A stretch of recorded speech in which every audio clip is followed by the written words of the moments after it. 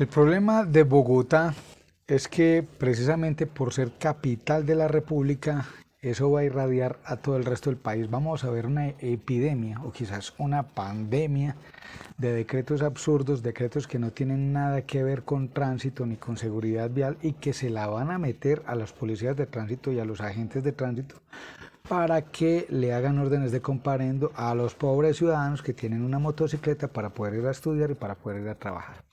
Lo peor de todo es que alcaldes y alcaldesas como la señora de Bogotá, que no saben nada de tránsito, pero se asesoran de otras personas que no han leído ni siquiera el código de tránsito. Por ejemplo, la palabra parrillero no aparece en ninguna parte del código de tránsito. La ley 769 en el artículo 2 habla de acompañante o de pasajero. Entonces,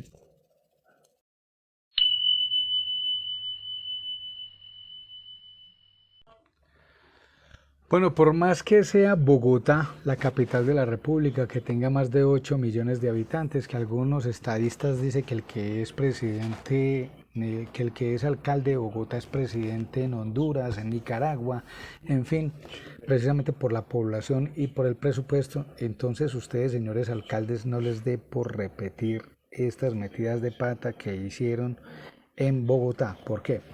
Porque resulta que muchos municipios tienen agentes de tránsito. Estos agentes de tránsito están posesionados en carrera administrativa.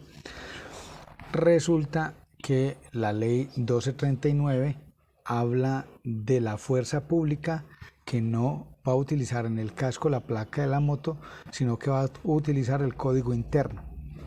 Resulta que según la Constitución Política de Colombia, la fuerza pública es la policía y el ejército. Los agentes de tránsito no son fuerza pública.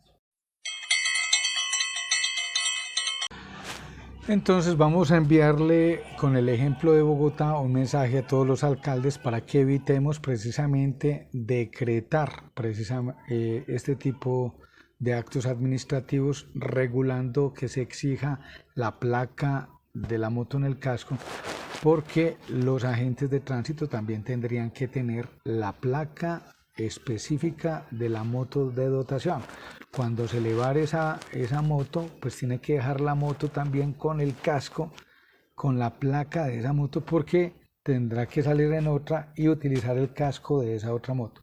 Si va a recoger un compañero, pues lo mismo. Si el compañero no tiene el casco con la placa de la moto, pues no va a poder llevarlo a ninguna parte, ni recogerlo, ni prestar el servicio de trasladarlo de un lado a otro, porque si no tiene la placa de la moto en el casco, pues no va a poder hacer eso. O sea, la misma restricción de cualquier ciudadano.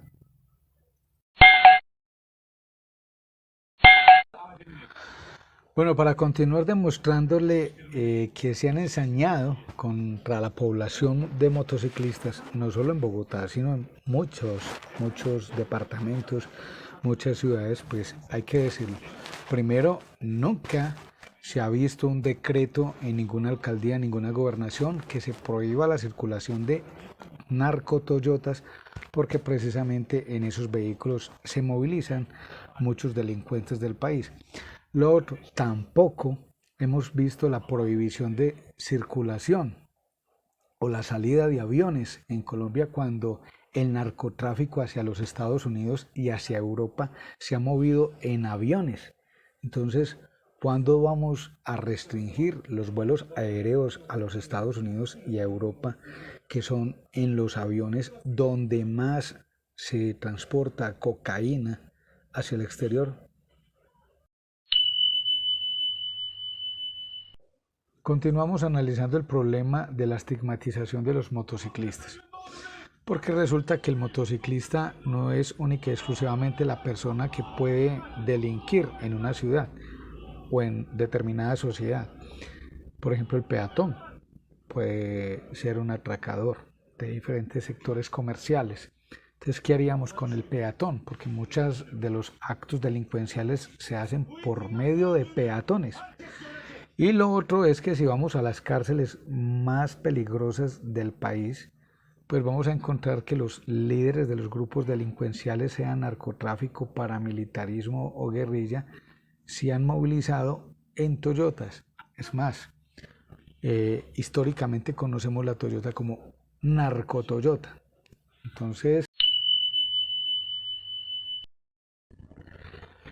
Ya para ir como finalizando y redondeando el problema de la placa en el casco y sobre este decreto 119 en Bogotá, hay que decir que vulnera los principios de la seguridad vial y específicamente la orientación que tiene el uso del casco para el motociclista. El uso del casco tiene que ser con la talla del motociclista, que le sirva, que quede bien ajustado, que quede inmerso en la cabeza del motociclista. O sea que vamos a tener diferentes tallas de cascos.